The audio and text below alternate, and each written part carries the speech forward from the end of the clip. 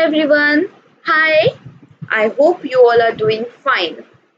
I welcome you all to another lecture with Zenith Academy Online. I'm Shravika Jamnik and I'm going to be your teacher today. Today we are going to learn something that we do throughout the day, throughout the year, the pull and the push, that is force. So our lesson for today is force and energy. Let's learn about it.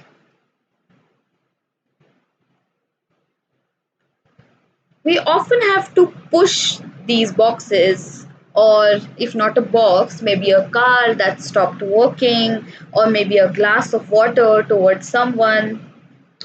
We push or we pull. Here we can see this man is trying to pull his dog, very heavy dog.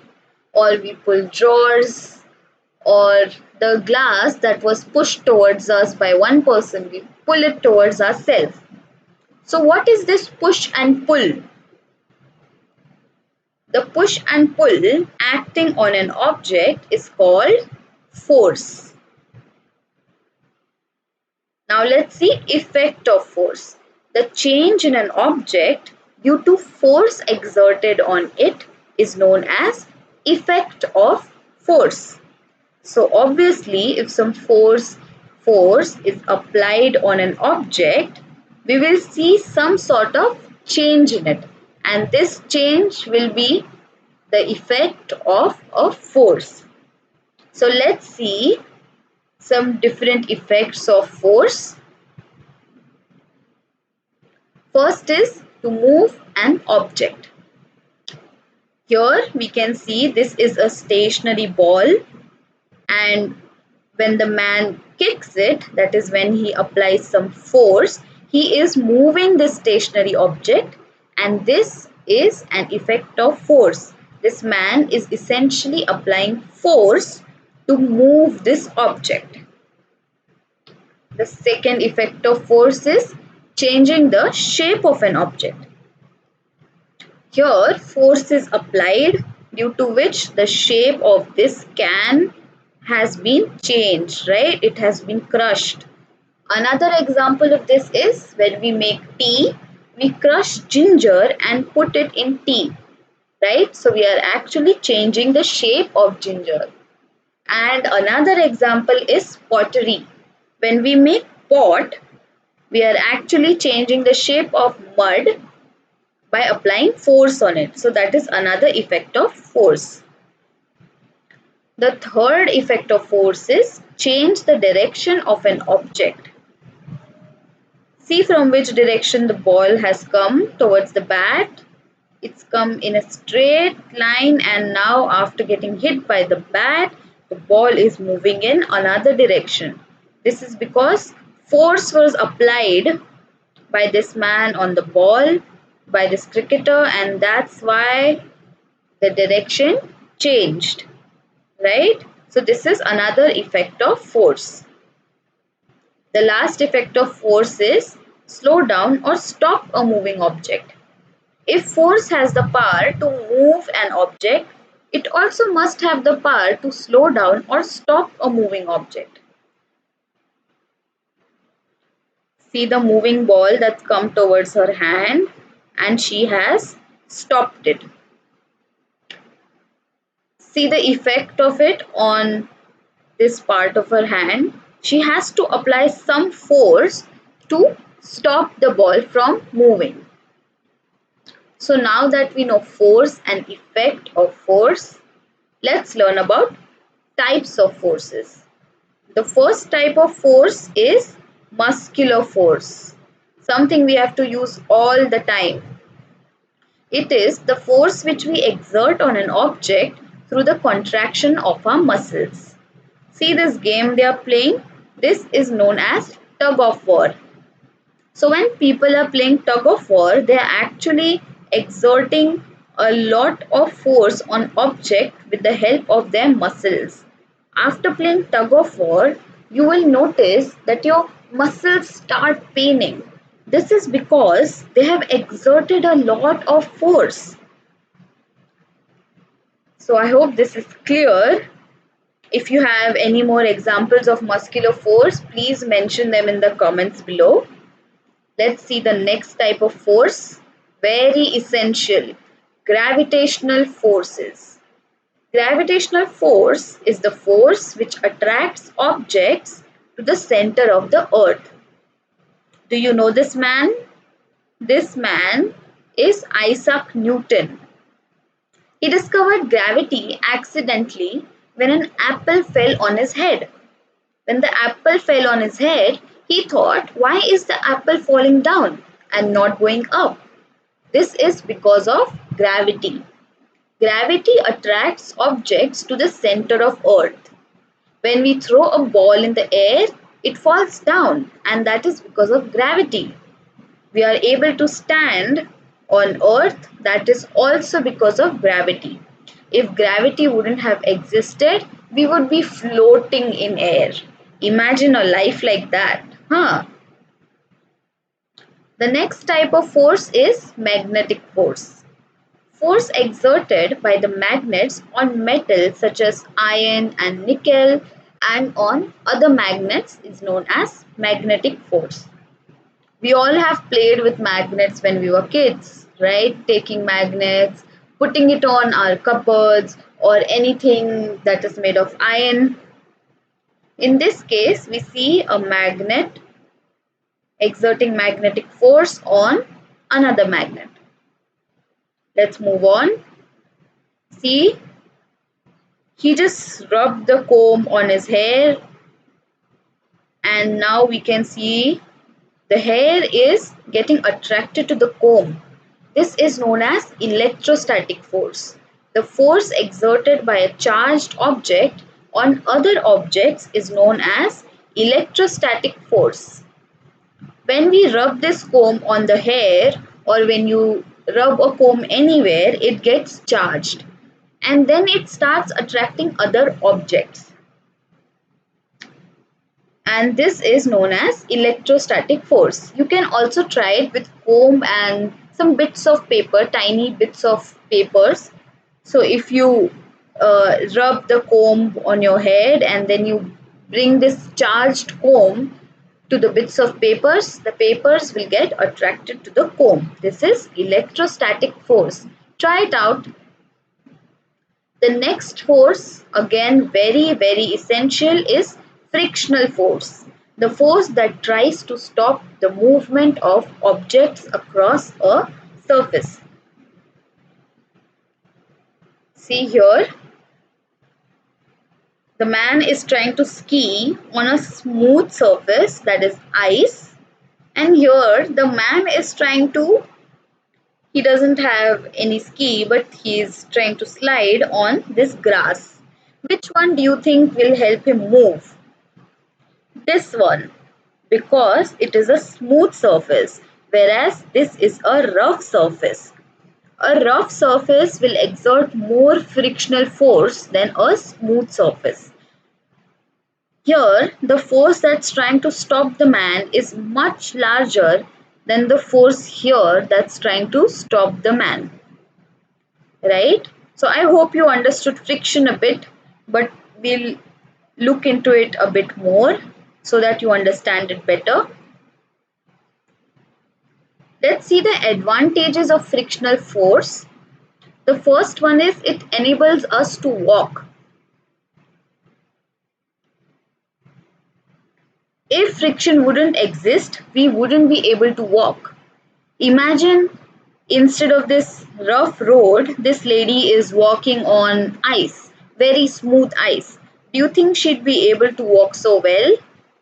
No, she'd slip and she'd fall down. So because of friction, she is able to stop like this and move properly, walk in a proper manner. The second advantage of frictional force is it enables us to write. Without friction, whether you take a marker or a chalk and try to write on the board, it will just slip. The chalk will slip, your marker will slip, and you will not be able to write anything. So friction is something that tries to stop the movement of objects are across a surface. That means if there is a chalk, it will try to stop the movement of chalk and not let it slip, okay, or not let it move continuously, and that is known as frictional force. Let's see another advantage. Screws can be tightened. It can only get so tight because the movement is being stopped, okay, because it is resisting the movement of this screw inside this wooden panel. That's why it's we are able to tighten it so much.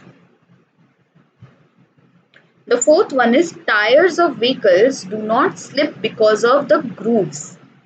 So you must have noticed in rainy season there's a high chance of slipping of vehicles. This is because there's no friction, and because there's no friction, or there can't be no friction because there's less friction, there's a tendency to slip. That's why they make these grooves on tires. These grooves will avoid the slippage and they will stop the movement of objects across a surface very easily. Now that we have seen the advantages, let's see the disadvantages of frictional force. First one is wear and tear. So if there's a lot of resistance for the movement of a machine part, obviously it's going to get damaged.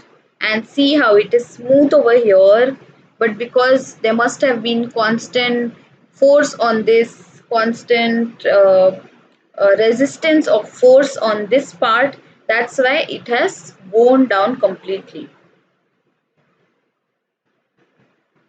To avoid this, what do we do to make it run more smoothly? We put oil. So oil will reduce the frictional force on these parts of the machines, and they will work smoothly. There will be less frictional force on these parts. Next example is it produces heat which may damage machine parts. So what was the definition of friction? We said that uh, friction is something that tries to stop the movement of objects. Now I want you to imagine this. You want to go outside, but your mother is not letting you go outside. What happens? You get very angry. And when you get angry, you heat up from inside, right? So when these objects, they are not allowed to move, they also heat up, similar to the anger in you.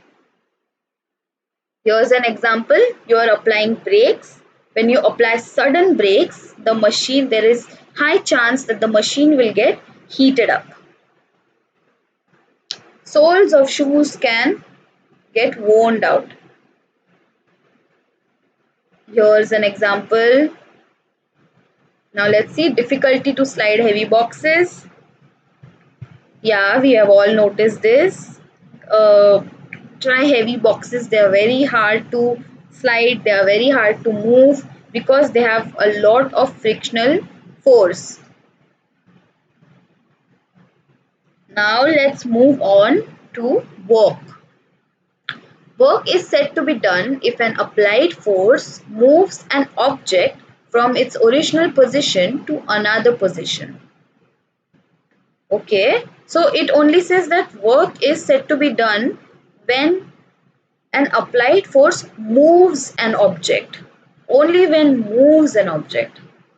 So is it saying that when you apply force on a wall, no matter how much energy you lose, if it doesn't move, no work is done? Right? That's what it says. If the wall is not moving, no work is done. Whereas if you're pushing something and it's moving, then work is said to be done. So remember, work is only done if an applied force moves an object. Now we have learnt about two things, force and work. The last segment of this lesson is energy. Energy is the capacity to do work. Only if we have energy can we do work. Let's see the types of energies. Light energy. It helps us to see everything around us. You think these are just hands? It can't be. There's probably an arm here, then there's a whole body of someone, right? But we can only see this part because there's light only in this region of the hand. If this entire picture would have had light in it, then we would have been able to see everything. So light is that energy which helps us see everything around us. Next energy is sound energy. You are able to hear me because I am speaking and my sound is getting recorded, and then it's coming to you, then it's playing in whatever device you are seeing this video in, and these vibrations reach your ear. So sound, it enables us to hear. Mechanical energy. Read this carefully. Energy possessed by the virtue of its motion or due to its position. So there is motion and there's position. That is, if an object is moving or it is stationary. When the object is moving, it's called as kinetic energy, and when it is stationary, it is called as potential energy. So when this car is moving, it possesses kinetic energy, energy by virtue of its motion. And when this car gets parked somewhere, by virtue of its position, it will possess potential energy. Next energy is electrical energy. The energy that is used to operate appliances. This light bulb, right? It works because of electrical energy. There's wind energy, the energy of moving air. These windmills, they are able to rotate because there's wind energy. The wind enters here and it applies some sort of force, and these windmills start moving. So the energy of moving air is wind energy. Next is solar energy, the energy given by sun. The energy that's given by sun is known as solar energy. These are some solar panels, solar cells, solar panels. What they do is they store the energy from sun, and this energy can then be used for some other purpose. We know that wind and solar energy, they're renewable forms of energy. What does renewable form of energy mean? It means that these energies are not going to get exhausted. That means there is no end to these energies. Let's see the last form of energy for today. It's heat energy. Energy needed to get warmth. Here, they have burnt the fire to get some heat energy to stay warm. We boil our water or we simmer our tea to make it hot, and it's used for cooking. We get heat energy from the sun or by burning certain fuels like your wood. In at our homes there's LPG, there's petrol in the car. So these give us heat energy. There's another concept known as law of conservation of energy. What does it say? It says that the total energy present in the universe is constant. If it's constant, it means energy can neither be created nor destroyed. If energy is constant and it can't be created or destroyed, then it must mean only one thing, that energy can only be converted from one form to another. Let's see how this conversion of energy takes place. When you eat an apple, it gives you chemical energy. So you're eating an apple and some chemical reactions go on in your body, and then you get energy. And this is utilized as mechanical energy when you go for cycling. Similarly, in case of a battery, it has some chemicals, some chemical reactions occur, and they go in this torch, and this energy is converted into light energy. When the chemical energy inside the battery gets exhausted, we will not be able to light this torch. We'll have to change the battery. Here's the electrical energy. When we supply electrical energy to this light, the energy at the start is electrical energy, then it goes and it gets converted to light energy. Again here, similar to humans riding a bicycle, here's chemical energy getting converted to mechanical energy. Here again, the electrical energy is getting converted to heat energy and giving us these crispy toasts. Here the light energy from sun helps in photosynthesis, and photosynthesis is actually a chemical reaction and gives the plant chemical energy. So now you know that the energy that is in the universe remains constant. This energy cannot be created or destroyed. It can only be converted from one form to another. This is a very important and a very interesting fact. You can learn more about it, and the more you learn about it, the more you will get interested in this. So I hope you liked today's video. Please like, share and subscribe our channel if you did. And I'll see you soon. Bye bye.